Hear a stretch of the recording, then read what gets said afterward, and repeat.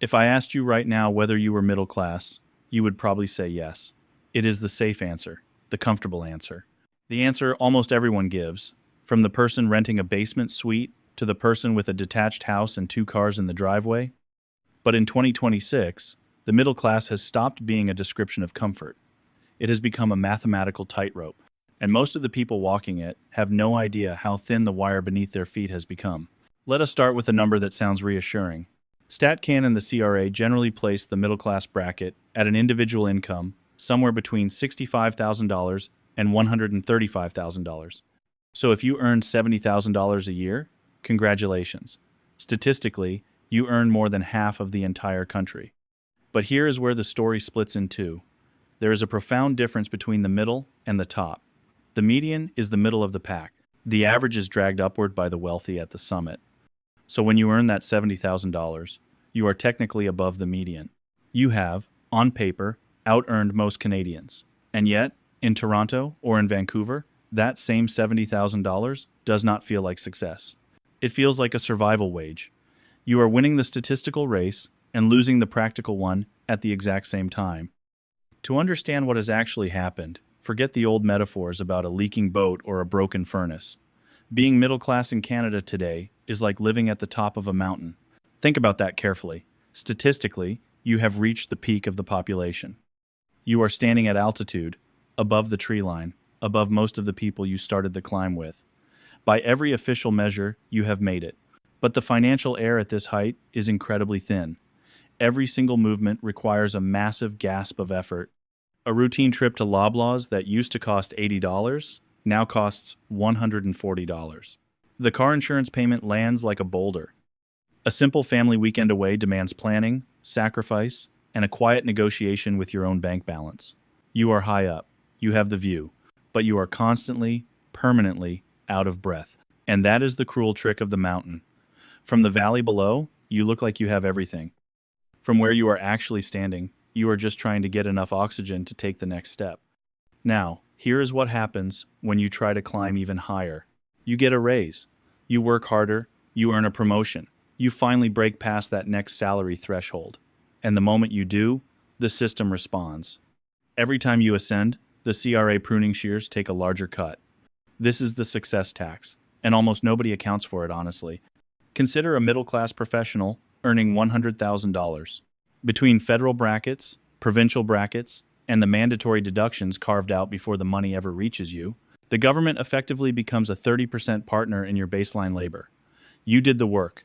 You earned the salary. But roughly 1 in every $3 is spoken for before you have bought a single loaf of bread. And while the pruning shears trim you from above, the price of life's essentials rises faster than your speed of climbing. Groceries, insurance, property taxes, utilities. They are not waiting for your raise. They are already at the summit, waiting for you, and they are climbing faster than you are. Here's the metaphor that I think captures the modern Canadian middle class more perfectly than any spreadsheet ever could. You have a ProMax life, the detached house, the new SUV sitting proudly in the driveway, the renovated kitchen. On the outside, the specifications are impressive. It is a premium existence. But your financial battery is sitting at 5%, and it has been sitting at 5% for years. You are living in permanent low-power mode. You dim the screen wherever you can. You skip the dinner invitation because $40 for a main course feels reckless.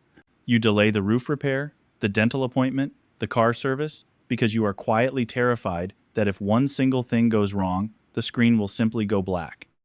You have all the features of wealth and almost none of the charge.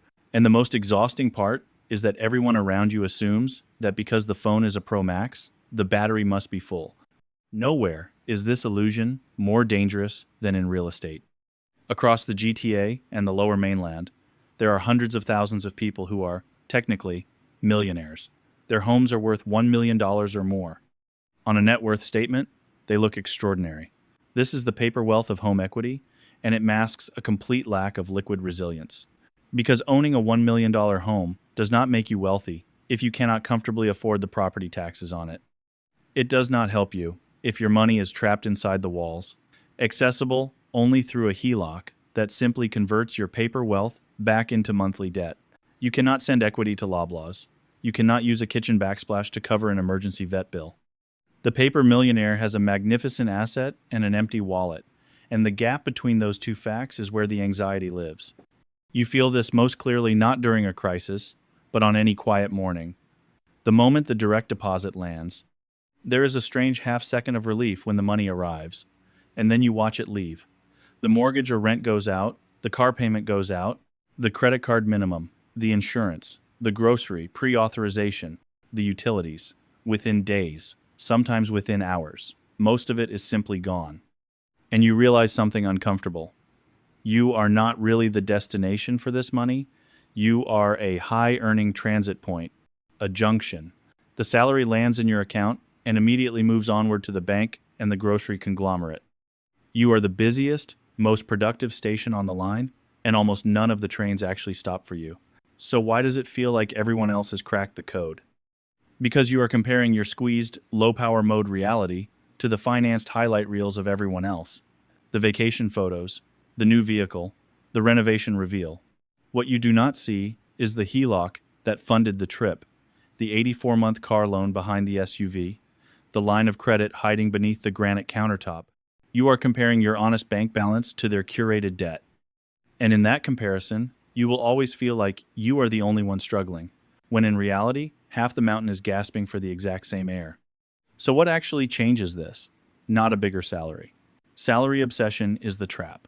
A raise, as we have seen, invites the pruning shears and rarely fills the battery. The real shift is from salary obsession to margin mastery. It is the unglamorous work of widening the gap between what lands and what leaves. It is funding the RRSP and the TFSA quietly, month after month, long before anyone would ever see the result. Because true wealth in Canada is not the presence of loud assets. It is the presence of silent savings. The loud assets, the SUV and the granite and the address, announce themselves to the neighbors. The silent savings announce nothing. They just sit there, invisible, slowly becoming the oxygen tank you will need when the climb gets steep. Being middle class in 2026 is not really an income bracket anymore. It is a character test. It is the daily choice between looking wealthy and being resilient, between the loud asset and the silent saving, between performing altitude and actually being able to breathe at it. True freedom is not reaching the top 10%. It is the moment you stop trying to look like them. It is building a life where your oxygen tank is full enough to handle the thin air, where the battery holds its charge, and where the direct deposit finally has somewhere to stop and stay. You are already standing on the mountain. The only question left is whether you brought enough air to enjoy the view. If you learned something, like and hit subscribe. I'll see you in the next one.